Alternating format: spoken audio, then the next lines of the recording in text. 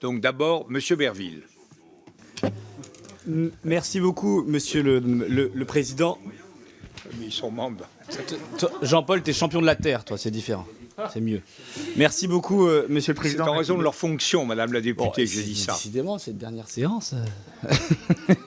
Merci beaucoup, Monsieur le Président, mes chers collègues. Très heureux, bien évidemment, de terminer par cette question de l'aide publique au développement, du développement solidaire pour cette dernière séance. Comment ? Qu'est-ce que tu racontes ? Ah, de changer de micro. Ce souci de mon image, mon cher Jean-Paul, merci. Donc, merci et de terminer par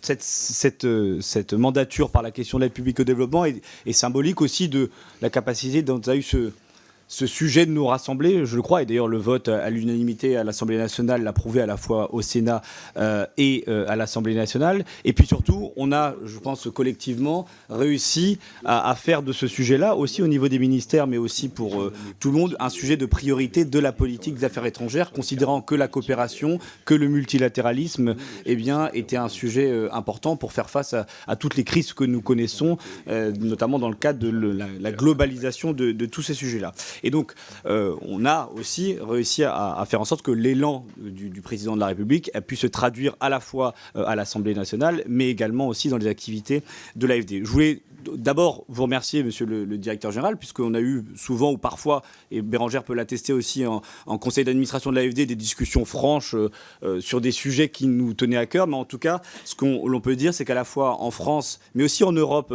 avec toutes les initiatives qui ont été portées par l'AFD, en Afrique aussi, avec notamment lors du sommet sur la croissance africaine, eh bien, l'engagement que vous avez eu notamment avec les banques régionales de développement pour faire en sorte que les financements aillent au plus près des terrains et se fassent aussi à travers les canaux des institutions financières africaines et également dans les sommets internationaux, je pense notamment à la COP21 mais à d'autres aussi. L'AFD a toujours été présente et l'AFD c'est la France et donc ce qui est bon pour l'AFD est bon pour la France et donc vous avez su aussi porter à ce niveau-là la parole de notre pays. Je passerai très rapidement sur la hausse des moyens budgétaires parce qu'on les connaît très bien, juste pour rappeler un chiffre, c'est 5 milliards d'euros en plus pour cette politique-là. Au moment où on faisait face à des défis aussi au niveau européen, au niveau français, c'est quelque chose qui sans précédent ni équivalent. Et ça a été aussi une volonté qu'on a portée collectivement. Peut-être 4 sujets. Le premier, et ce sera 4 petites questions. C'était une volonté, c'était le fait de concentrer nos moyens sur le continent africain.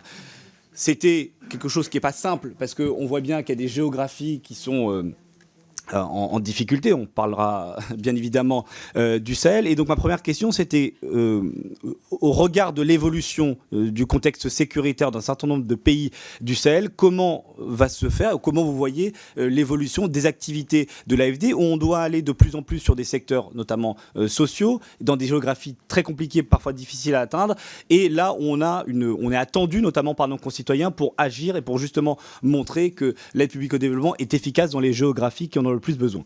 La deuxième question qui est liée au fait qu'on a réinvesti dans les secteurs sociaux, donc l'éducation, la santé ou le changement climatique et les droits humains.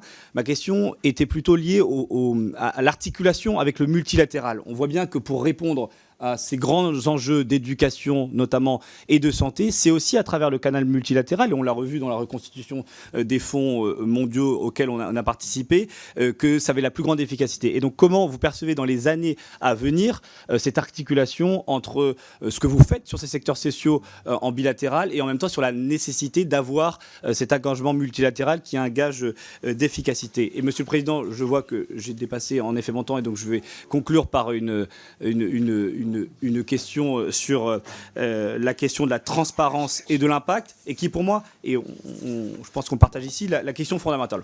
On voit bien que... Vous êtes à... Oui, mais c'est la dernière séance, je pense qu'il y a des gens qui sont intervenus sur d'autres sujets. Tous les deux, oui, j'ai été interrompu. Non mais Monsieur le Président, j'ai été interrompu. Je vais un peu plus, mais ça va, je ne peux pas généraliser, parce que vous êtes énormément à vouloir intervenir. Oui, mais je crois que je n'ai pas parlé avant. Comment ?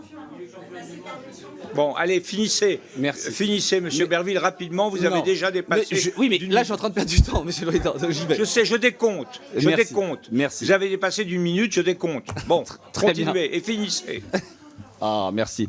Et donc, sur la question de la transparence et de l'évaluation, parce qu'on voit bien, et ça a été évoqué par un certain nombre de collègues, il y a une forme de fatigue aussi des opinions européennes sur le coût de l'interdépendance, que ce soit le coût militaire, mais aussi de l'aide publique au développement. Et donc, sur la question de la transparence et de l'évaluation, comment, vous pouvez nous dire très concrètement, vous voyez l'articulation entre la commission indépendante d'évaluation et la nécessité d'avoir aussi des capacités en interne d'évaluation pour l'AFD. Et surtout, comment vous concevez le rôle de l'Agence française de développement pour faire ce travail aussi de capitalisation, d'apprentissage, mais aussi de vulgarisation de ce qui est fait à l'international et notamment en Afrique, parce qu'on voit bien que parfois, ce qui se passe mal, comme par exemple au Mali, eh bien, au fond, c'est pas jette l'opprobre, mais caricature un peu ce qui se passe bien aussi dans d'autres géographies et dans d'autres territoires africains. Et je terminerai par là, Monsieur le Président, en vous priant de m'excuser d'avoir été un peu long, mais je pense que le sujet en valait la peine et qu'on a tous travaillé très fortement